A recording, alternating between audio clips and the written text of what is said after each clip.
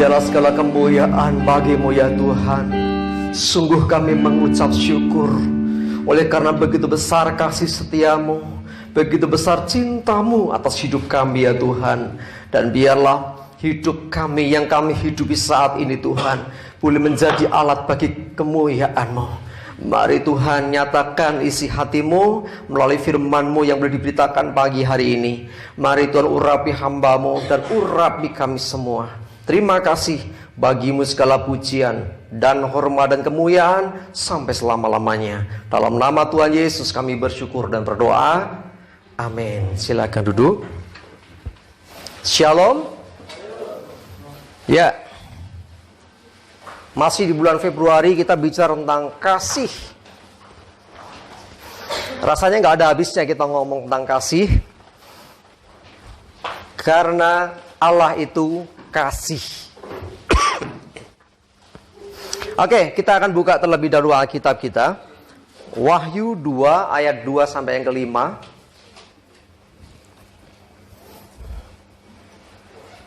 Wahyu 2 ayat 2 sampai yang kelima.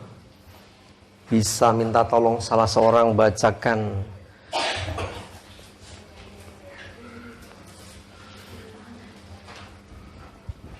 Siapa nih? Wahyu 2 ayat 2 sampai yang ke-5. Saya minta tolong Mbak Nia saja deh, yang di tengah-tengah. Oh, bisa pakai mic-nya boleh? Minta tolong mic-nya, biar suaranya didengar semuanya. Wahyu 2 ayat 2 sampai yang ke-5. Sambil berdiri Mbak biar dilihat yang lain. Ya sudah kenal semua ya. Oke, silakan. Wahyu 2 ayat 2 sampai 5. Aku tahu segala pekerjaanmu, baik jeripayahmu maupun ketekunanmu. Aku tahu bahwa engkau tidak dapat sabar terhadap orang-orang jahat, bahwa engkau telah mencobai mereka yang menyebut dirinya rasul, tetapi yang sebenarnya tidak demikian, bahwa engkau telah mendapati mereka pendusta. Ayat 3. Dan engkau tetap sabar dan menderita oleh karena namaku, dan engkau tidak mengenal lelah. Ayat 4. Namun demikian, aku mencela engkau karena engkau telah meninggalkan kasihmu yang semula. Ayat kelima. Sebab itu ingatlah betapa dalamnya engkau telah jatuh. Bertobatlah dan lakukanlah lagi apa yang semula engkau lakukan. Jika tidak demikian, aku akan datang kepadamu dan aku akan mengambil kakidianmu dari tempatnya, jikalau engkau tidak bertobat. Amin. Terima kasih Mbak Nia. Jika engkau tidak bertobat, dosa apa ini kok sampai perlu pertobatan? Kalau kita perhatikan di atas tadi dikatakan bahwa Tuhan itu tahu segala jerih payah dan ketekunan. Artinya ini bukan orang yang sak-sae. Artinya apa? Dia orang yang tekun. Dia orang yang bekerja keras. Dia orang yang bahkan sering dikatakan ini pasti pelayan Tuhan ini. Tetapi dikatakan Tuhan mencela dan harus bertobat kembali. Jemaat dikasih Tuhan, khususnya yang dewasa sudah pernah ya yang namanya jatuh cinta ya. Tahu ya yang namanya jatuh cinta. Jatuh cinta itu maaf saya katakan mudah. Ya, jatuh cinta gampang uangnya. Mudah. Ketemu misalkan di cowok ya, lihat ya perempuan cantik, wah langsung deg-deg sir gitu ya. Terutama yang muda, yang sudah berkeluarga jangan. Ya sebaliknya juga si perempuan juga gitu. Tapi yang lebih sulit adalah bagaimana menjaga supaya cinta itu tidak berkurang, tidak luntur, tetapi tetap menyala-nyala. Nah, dikatakan ini masalah utamanya ini bukan karena dia orang ini bukannya nggak setia, bukannya nggak mau melayani, bukannya malas, enggak, ini orang ini rajin nih. Tapi dikatakan apa? Aku mencela engkau karena engkau telah meninggalkan kasihmu yang semula. Kasih mula-mula. Kasihmu yang pertama kali engkau rasakan ketika engkau mengalami perjumpaan dengan Tuhan. Pertama kali engkau bertobat dan mulai percaya kepada Tuhan. Nah, teguran ini sangat keras. Jika tidak bertobat, kaki dia diambil. Artinya, ini bahaya sekali. Tanda kutip ditinggalkan Tuhan. Ya, Jadi penting untuk kita menjaga api cinta kita kepada Tuhan. Yuk dicek. Dicek pertama kali kenal Tuhan. Pertama kali bertobat akhirnya menerima Tuhan Yesus sebagai Tuhan dan Juru Selamat. Piye rasane hatimu terhadap Tuhan? Apakah engkau ya dari dulu aku biasa-biasa saja kok. Waduh ini harus dicek lagi hatinya ini. Benerkah kita mengasihi Tuhan? Ya. Kalau saya boleh gambarkan seperti hubungan sebuah rumah tangga atau suami istri. Ya, pertama kali kenal, pertama kali jatuh cinta. Nah, sekarang sudah 20 tahun, 30 tahun mungkin lebih. Apakah masih ada itu? Ataukah cuman sekarang rutinitas melakukan kewajiban? Ya aku sebagai istri, aku melayani suami, melayani anakku, tak cukupi semua kebutuhannya. Sudah nggak ada rasa hambar. Apakah seperti itu? Atau sebaliknya, ya masih menggebu-gebu dalam arti positif ya. Jadi Bapak Ibu sudah dikasih Tuhan, jaga api kita ke Tuhan. Jangan sampai apa yang kita lakukan itu sekarang ini hanya rutinitas sebagai seorang Kristen. Orang percaya iya ibadah, orang percaya bagusnya pelayanan. Saya mau bilang lebih dari itu nggak cukup. Dasarnya harus hati yang betul-betul mencintai Tuhan, mengasihi Tuhan. Ya, tidak gampang memang menjaga api mula-mula ini, api cinta mula-mula. Dulu waktu pertama kali kenal Tuhan, waktu baru bertobat itu saya kira orang akan sangat-sangat excited hidupnya, sangat-sangat bergairah hidupnya. Saya dulu senang sekali waktu awal-awal bertobat tuh baca buku-buku kesaksian. Ya, jadi berseri apa itu saya lupa judulnya, itu yang gambarnya ada ikan itu loh. Ya, saya sering di perpus saya baca itu terus. Lanjutannya minggu depan apa ya? Ada lagi yang lain nggak? Kisah apa lagi ya? Kesaksian orang-orang. Dan saya selalu merindukan hari Minggu. Ini bukan sok-sokan, betul. Saya merindukan Sabtu dan Minggu karena di situ ada persekutuan, di situ ada ibadah. Ya, nah coba. Dulu kalau saudara merasakan kerinduan yang sedemikian besar, ya bahkan rindu melayani Tuhan. Ya baru bertobat pengen segera melayani. Walaupun kadang-kadang kita harus ayo ikut dulu persekutuan ini itu gitu ya. Tetapi saudara dikasih Tuhan, bagaimana dengan sekarang? Apakah hatimu masih seperti yang dulu? Ketika teguran ini diberikan, ini sesungguhnya ini adalah teguran untuk pertobatan. Jadi segala sesuatu yang kita lakukan tanda kutip sekalipun untuk Tuhan, kalau tidak didasari kasih kepada Tuhan, kalau hanya rutinitas, ya patute, ya seharusnya hanya sebatas itu, maka ayo kita bertobat di hadapan Tuhan sama-sama. Minta ampun kepada Tuhan. Tuhan ampuni, selama ini aku melayani hanya karena jadwal. Ampuni aku Tuhan, aku melayani hanya karena terlanjur aku dulu menyatakan siap melayani. Tapi sekarang aku gak bisa lagi Tuhan. Aku rasanya awang-awangan. Kok misalnya nih, slogi mau kok waduh gitu ya. Dulu waktu awal-awal maknyuk deket sekali. Sekarang kok rasanya aduh. Ayo coba. Itu biasanya masalah hati. Ya, orang nek jatuh cinta, aduh yang ngopo kira dirasa, betul gak? Gunung pun didaki, lautan diseberangi. Misal maaf contoh aja nih. Baru jatuh cintanya Pak Trisno dan Mbak Esther gitu aja. Misalnya, Mbak Esthernya itu ikut naik gunung Lawu misalnya. Sampai di pertengahan, tiba-tiba dia udah gak kuat lagi, capek banget, aku gak iso lanjut. Lu piye iki? Temen-temennya, wah iki ra iso nih ditinggalnya digowo ya ra iso, piye iki? Tiba-tiba Mbak tenang aja. Telepon, dapat sinyal kebetulan di atas gunung. Telepon Pak Trisno. Ini masih Mas Trisno. Katakanlah belum nikah deh, biar masih menggebu-gebunya gitu ya. Mas Trisno, kamu bisa kesini, kamu di mana? Gunung Lawu pos 2.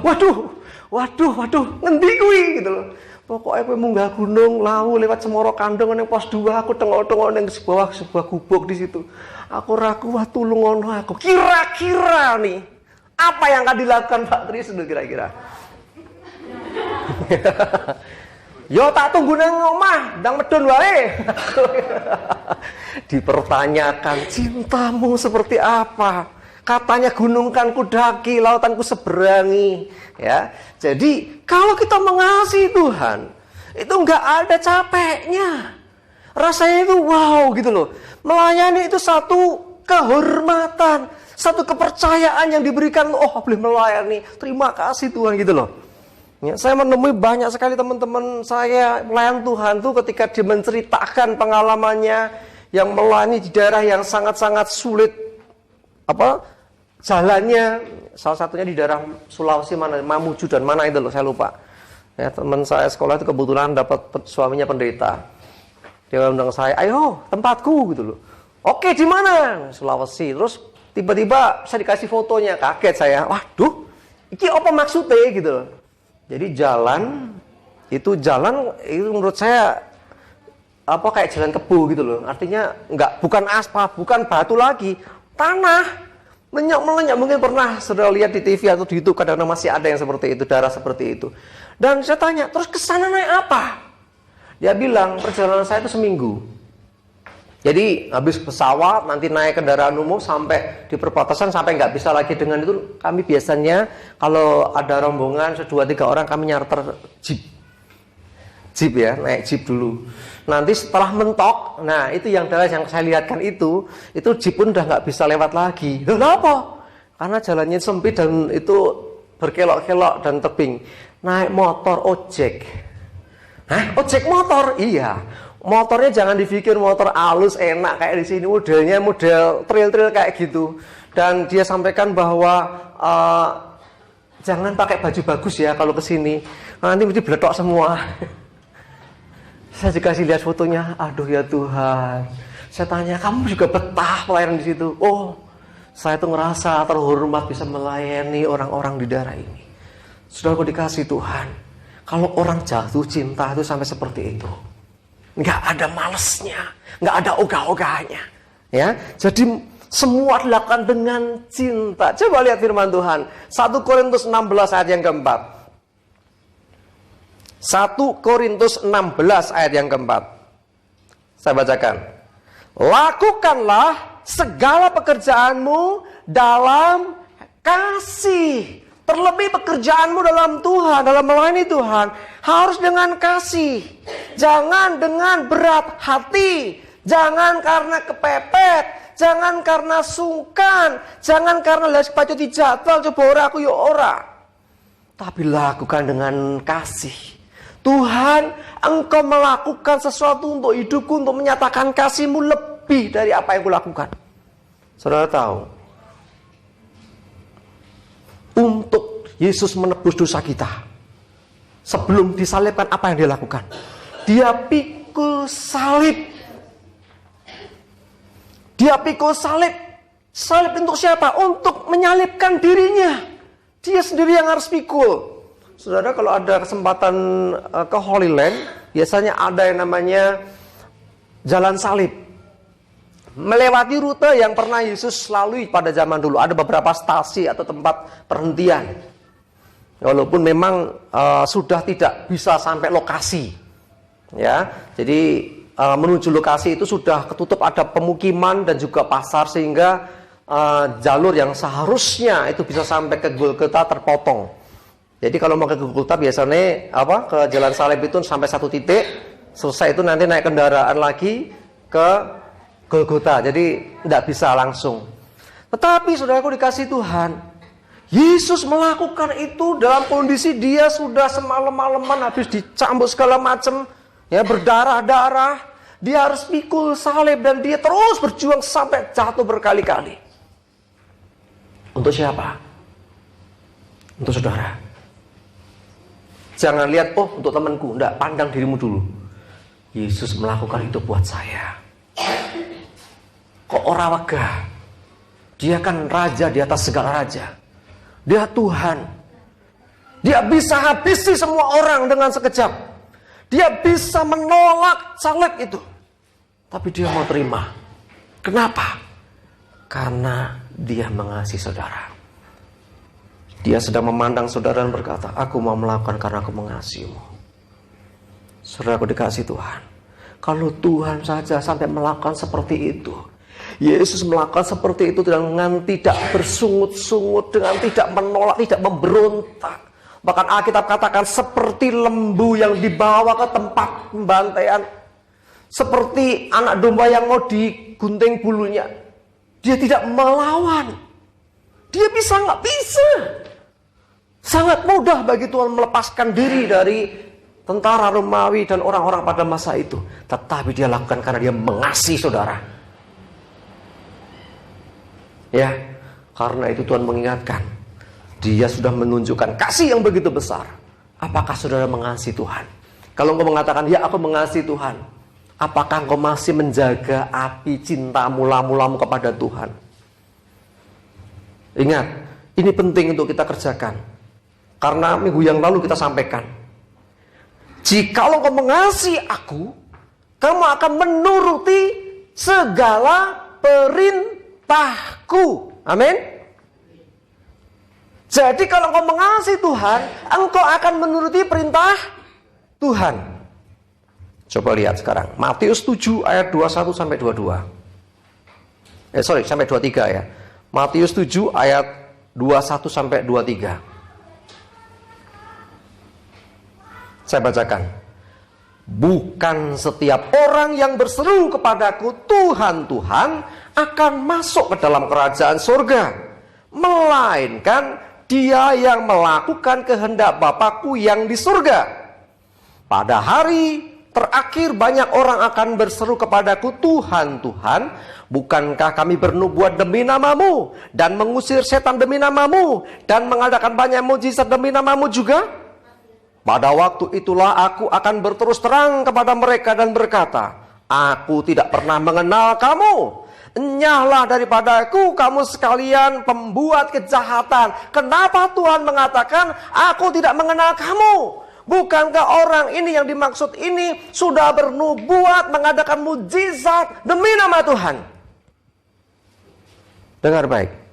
Firman Tuhan mengatakan bahwa kamu terima kuasa. Ya, dalam nama Yesus, nama di atas segala nama, segala kuasa bertekuk lutut.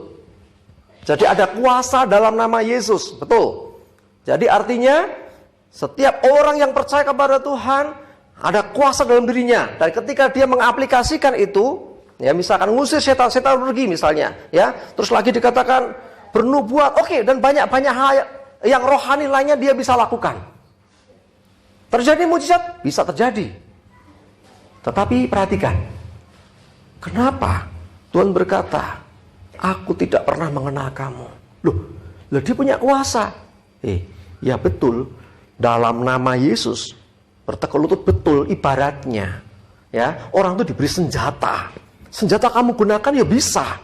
Tetapi belum tentu memberi senjata ini ya disukakan dari apa yang dia buat.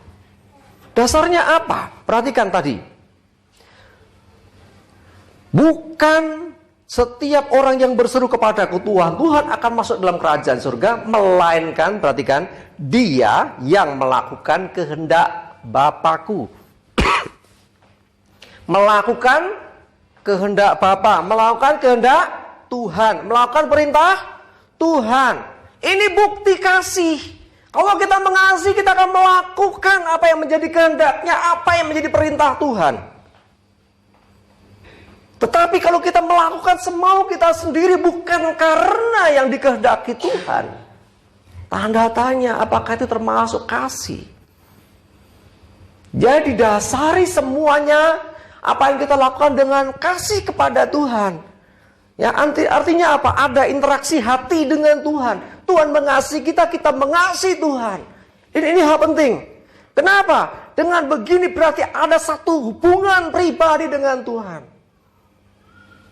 Nah, hubungan seperti inilah yang dikehendaki Tuhan. Kita dengan Tuhan, Tuhan dengan kita. Sehingga apa yang kita lakukan itu bisa sejalan dengan apa yang Tuhan perintahkan, apa yang Tuhan kehendaki. Kalau tidak, jangan sampai suatu saat Tuhan berkata, enyah, aku tidak pernah mengenal kamu. Bahkan dikatakan kamu pembuat kejahatan, kok bisa? Karena apa yang dilakukan bukan seperti yang dimau Tuhan. Loh, piye toh? Loh, bukankah Tuhan juga menyuruh kita bernubuat, ngusir setan? Betul. Tetapi sekali lagi, dasarnya harus engkau mengalami hubungan pribadi dengan Tuhan, mengenal Tuhan secara pribadi. Ini penting, ya. Dengan engkau mengenal dan ada hubungan pribadi, artinya Tuhan mengenal engkau mengenal Tuhan secara pribadi, bukan korporat. Makanya ada istilah, tidak ada yang namanya swarga nunut, neraka katut. Ya, suamiku masuk surga, aku yo kabeh sak keluarga kabeh. Enggak gitu. Masing-masing pribadi harus punya hubungan dengan Tuhan. Pastikan, ya, bukan hanya kamu tahu Tuhan, tapi kamu mengenal Tuhan. Dan pastikan Tuhan mengenal engkau secara pribadi, secara istimewa. Ya, jadi hubungan itu ada, artinya sebenarnya Tuhan mengenal semua, betul. Tuhan kenal semua manusia. Tetapi ya, orang yang mau dekat dengan Dia otomatis akan berbeda dengan yang hanya tahu namanya. Tuhan adil, semua diberkati, iya. Tapi yang paling dekat dengan Tuhan, ya biasalah kecipratannya paling dhisik. Betul gak? Karena itu, saya mengajak kita semua, ayo pastikan engkau mengalami hubungan pribadi dan jatuh cintamu sama Tuhan itu jangan hanya sekali tok waktu bertobat dulu. Jaga kembali apimu, munculkan lagi. Kalau suami istri sudah aku mulai dingin, ayo sekali-kali nyandilah gitu loh. Ya, ingat pertama kali dhisik mangan nang endi? Oh iya nang pohon isor pohon waru. Itu harus diketok. Ya golek liyane lah, pokoknya di mana momentum itu untuk membangkitkan kembali. Nah, kita dengan Tuhan sama, ayo bangkitkan kembali itu. Yang orang nek jatuh cinta ki pokoknya segala-galanya akan dilakukan, apapun akan dilakukan. Nah, sekarang pertanyaannya kepada kita, apakah engkau betul mengasihi Tuhan? Satu kali Petrus ditanya sama Tuhan setelah Yesus bangkit dari kematian, Simon Petrus, apakah engkau mengasihi aku? Seperti Tuhan Yesus itu bermegah. Ya Tuhan, aku mengasihi engkau. Gembalakanlah domba-dombaku. Gak lama kemudian tanya lagi, Simon Petrus, apakah engkau mengasihi aku? Ya Tuhan, engkau tahu aku mengasihimu. Gembalakanlah domba-dombaku. Lagi gak cukup dua kali saudara. Yang ketiga kalinya, Simon Petrus, apakah engkau mengasihi aku? Iya rasanya ditanya sampai 3 kali. Ya Tuhan, engkau tahu aku mengasihi engkau. Kenapa 3 kali? 3 kali juga Simon Petrus pernah menyangkal Yesus. Yesus mau memulihkan kembali apa yang pernah terjadi di masa yang lalu sebelum Yesus disalibkan. Ketika Yesus ditangkap dan Petrus ditanya orang, loh kamu kan yang itu toh, yang sama-sama dia toh. Selalu jawabannya, enggak, sampai 3 kali. Sebelum ember kokok dia sudah menyangkal 3 kali. Dan Yesus memulihkan itu. Dia mengingatkan, hayo, katanya kamu dulu mengasihi aku. Ingat Petrus pernah berkata, Tuhan, aku mau, ya, bahkan nyawaku aku berikan gitu kan. Pada waktu sebelumnya Tuhan ngasih statement yang luar biasa. Engkau Petrus, di atas batu karang ini aku akan membangun jemaatku gitu kan. Terus tapi setelah itu apa yang dikatakan? Yesus menyatakan tentang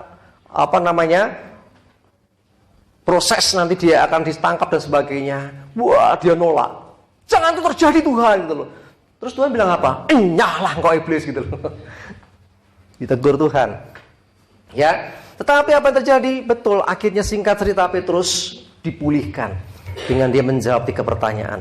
Pertanyaan yang sama. Apakah engkau mengasihi aku?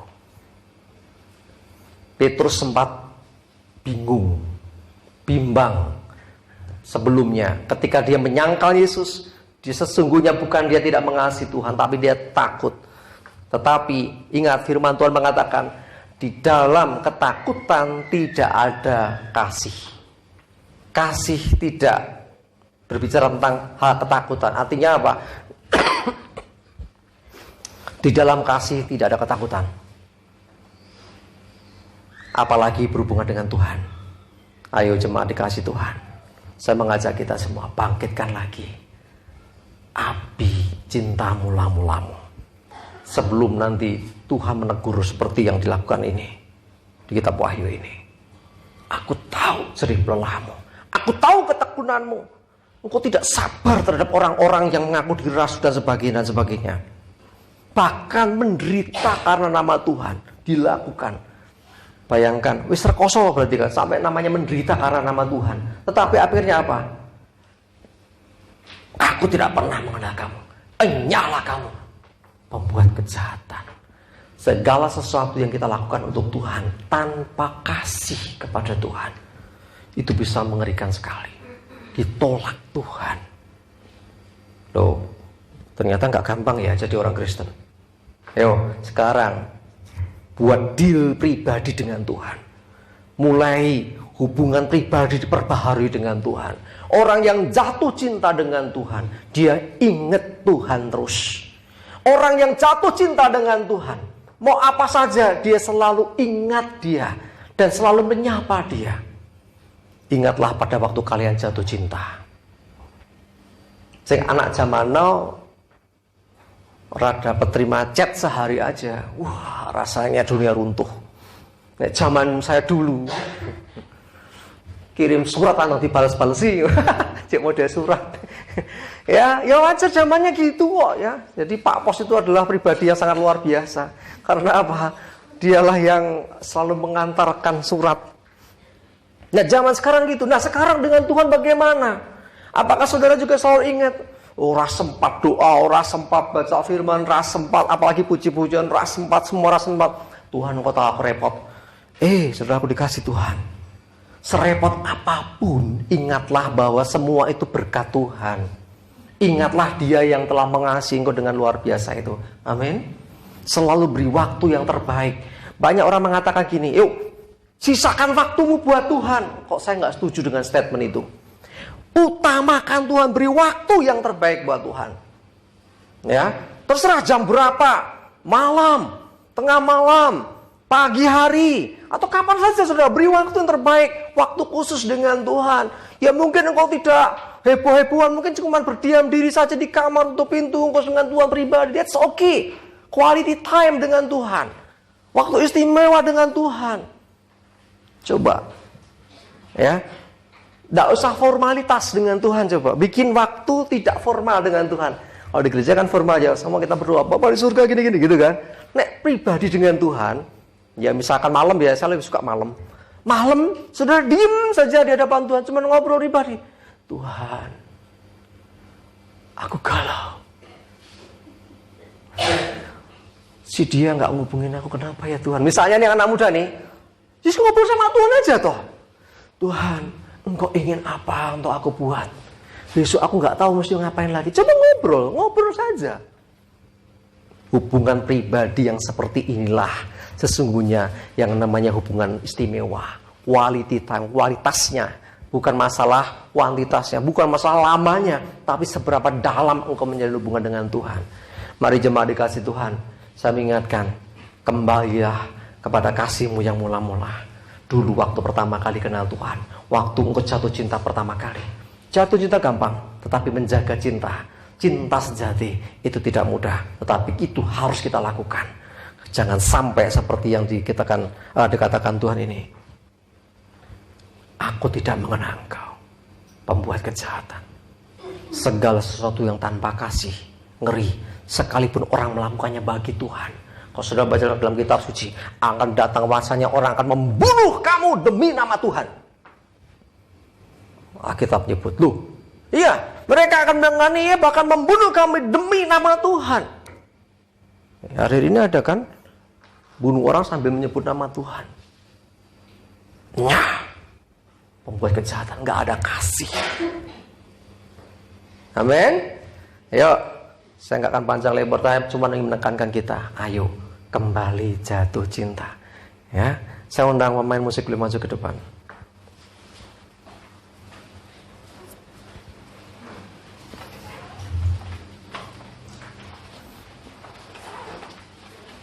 Mari kita tundukkan kepala, kita renungkan kembali. pada waktu sejenak kita menghayati, merasakan kembali seberapa engkau mencintai Tuhan. Satu hal saya mengingatkan, jangan pernah meragukan cintanya Tuhan untuk dirimu. Apapun Tuhan mau lakukan untuk menyelamatkanmu, apapun Dia buat, sekalipun nyawa, sekalipun darah dicurahkan, itu bukti cinta yang begitu besar. Sekarang pertanyaan berbalik ke kita. Mungkin kau berkata, aku jatuh cinta kepada Tuhan waktu itu. Bagaimana perasaanmu sekarang kepada Tuhan? Seberapa dalam cintamu kepada Tuhan? Cinta tidak bisa diungkapkan dengan kata-kata, tapi bisa dirasakan dan diwujud nyatakan dengan perbuatan. Cinta butuh pengorbanan. Apa yang kau mau buat untuk Tuhan? Terima kasih ya Tuhan. Terima kasih, kami bersyukur untuk begitu besar cinta kasih-Mu atas hidup kami ya Tuhan. Siapa kami Tuhan, sampai Engkau mau mati di atas kayu salib menebus dosa kami. Terima kasih untuk begitu besar cinta kasih-Mu. Ampuni kami Tuhan. Seringkali kami hanya berbicara di mulut kami kalau kami mengasihi Engkau, tapi hati kami jauh daripada-Mu. Ampuni kami Tuhan. Seringkali kami buat alasan untuk membenarkan diri, untuk kami tidak mendekat kepada Tuhan. Kami membenarkan diri dengan tidak melakukan apa yang Tuhan perintahkan, dengan berbagai macam alasan. Ampuni kami Tuhan. Terima kasih Tuhan Yesus. Ini kami Tuhan. Hari ini kami mau nyatakan, kami mau mencintai Engkau dengan segenap hati kami. Terima kasih Tuhan. Terima kasih. Terima kasih Tuhan.